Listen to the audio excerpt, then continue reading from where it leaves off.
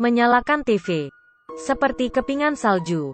Dia bertingkah seperti bayi dan menyuruh kakeknya membayar tagihan TV. Tapi kakek terengah-engah dan menyuruhnya belajar. Anak itu marah. Tidak ingin mengeluarkan uang hanya untuk obat.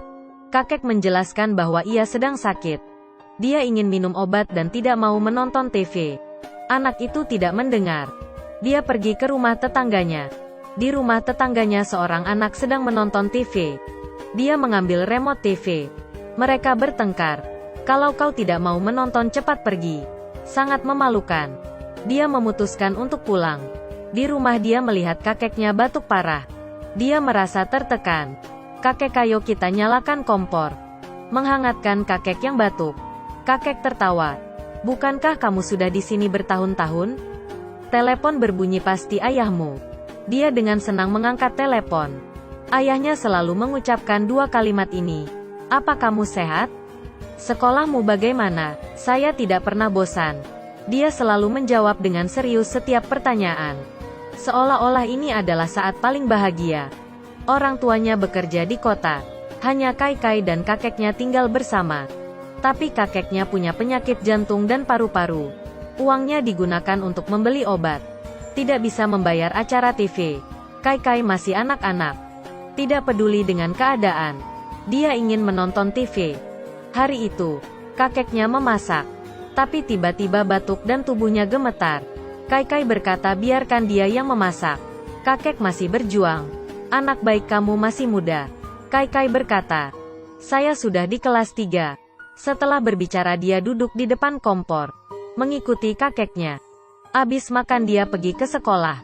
Kakek bergegas. Kai-Kai berkata ya bisa pergi sendiri. Tapi kakek keras kepala. Kai-Kai setuju. Selesai sekolah di sore hari. Kakek kembali menjemputnya. Kai-Kai dengan cepat berlari masuk. Melihat seekor anjing. Dia berkata aku bermimpi ayah dan ibuku. Mereka memeluk dan menciumku. Tetapi ketika saya berbalik saya melihat mereka tersesat. Saya mencari dan terus mencari. Ayah ibu kalian di mana? Kalian pergi kemana?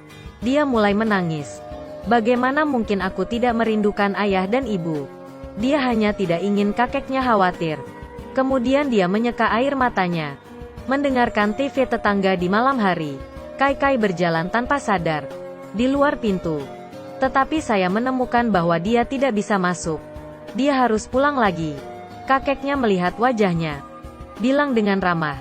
Dia ingin belajar. Anjing itu mengambil sepatunya dan duduk di atasnya. Seperti pendengar setia.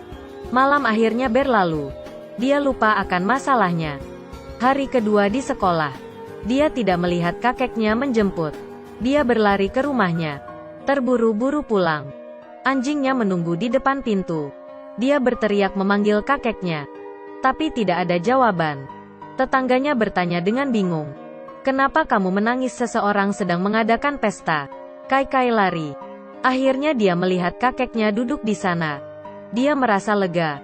Menangis dan memeluk kakek. Dan berjanji untuk merawatnya. Sejak saat itu kehidupan mereka kembali damai. Tapi penyakit kakek semakin parah. Menonton kakek yang sedang memasak. Memberinya tempat duduk. Dan dia mulai memasak. Kakek menghela napas lega. Mulai sekarang Kai bisa membuat mantau. Saat ini mereka tahu kalau penyakit kakek sudah parah. Mengirim uang untuk membeli kompor. Suhu ini cocok untuk kakek.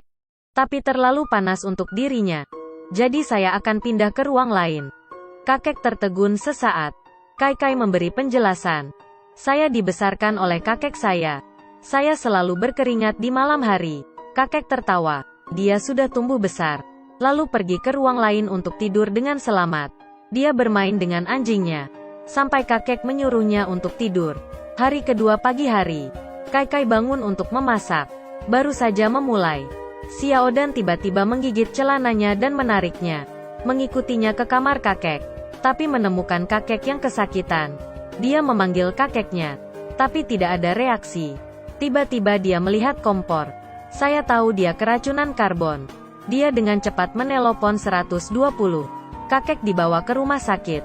Kai-Kai menelpon ayahnya. Tidak ada yang menjawab. Dia menangis menutup telepon. Dia mengambil air dan membawanya ke rumah sakit. Sesampainya di sana, Melihat beberapa perawat berdiri di sampingnya, kakinya seperti tertahan, tidak bisa bergerak. Tepat saat dia bingung, perawat itu melepaskannya. Kakek yang duduk di belakang terlihat. Kai langsung memeluk kakek. Kakek bergegas mendekat. Kakek berkata dia tidak takut mati. Tapi aku takut kamu sendiri. Kai berterima kasih pada dokter. Menurunkan kepalanya. Tidak ada dokter, tidak ada kakek. Mereka berdua pulang ke rumah. Kompor itu tidak bisa dipakai lagi. Kita harus membayar tagihan TV. Jadi kamu bisa nonton TV. Tapi Kai menolak. Dia ingin belajar di malam hari. Dia membawa selimut itu kembali ke kamar kakek. Malam hari, kakek dan Kai membaca buku. Dia bertanya sambil membaca. Saya tidak tahu kata ini. Kakek juga tidak bisa membaca. Jadi tidak masalah. Baca saja kata yang kamu tahu. Dia terus membaca. Tidak lama, turun salju. Kakek tidak lagi mengantar Kai ke sekolah. Setiap kali dia pulang, kakek menghangatkan tangan Kai. Sampai Kai merasa hangat. Namun kehangatan itu tidak bertahan lama. Setiap pagi, Kai bangun dan memasak. Anjingnya kembali menggigit celana dan menariknya. Dia rasa tidak enak. Segera berlari ke kamar kakek. Melihat kakek yang tidak bergerak, dia mencoba membangunkan kakek. Tidak ada jawaban. Ayah ibunya kembali untuk mengubur kakek. Kai menangis. Ayahnya juga diam-diam meneteskan air mata. Setelah pemakaman, ayahnya mengajak Kai untuk tinggal di kota. Kai menolak. Saya tidak mau ke kota, saya mau belajar. Beberapa temannya pergi ke kota. Saya tidak bisa membaca buku. Ibu dan ayah jangan khawatir, kalian kembali saja. Tidak ada yang tahu kalau dia sakit. Dalam keputusasaan ayahnya mencari seorang guru. Guru mendengarkan. Malam hari dia akan mengajar Kai. Ayahnya sangat berterima kasih. Ini hari perpisahan mereka. Kai menemukan bahwa ayah dan ibunya sudah pergi. Dia membuka pintu. Mencoba lari mengejar sambil menangis. Sambil berlari dia memanggil ayah dan ibunya. Tapi sudah terlambat. Mereka pasti sudah pergi. Melihat ke arah mobil yang sudah jauh. Setelah tenang, dia makan dengan anjingnya. Saat malam pulang ke rumah, dia pergi ke rumah gurunya. Tidak disangka gurunya punya seekor anjing hitam. Xiao Dan terus bersembunyi di bawah ranjang. Kai tersenyum. Sekarang Xiao Dan adalah satu-satunya keluarganya. Jadi dia bertemu gurunya. Saya tidak bisa tidur di sini, saya harus pulang. Guru berkata apa dia tidak takut. Kai menggelengkan kepalanya. Namun dia tiba-tiba terbangun. Menangis menelpon ayahnya. Suara ayahnya yang khawatir terdengar. Mengapa kamu tidak bicara? Dia tidak menjawab, meneteskan air mata dan menutup telepon. Namun dia tidak menyangka. Keesokan harinya saat dia mengerjakan tugas, ayahnya tiba-tiba kembali. Dia sangat senang melihat ayahnya. Ayahnya khawatir Kai hidup sendiri. Menghabiskan banyak uang untuk menemukan sekolah untuk Kai. Dia akan menjemputnya setelah selesai. Ayah datang ke dapur.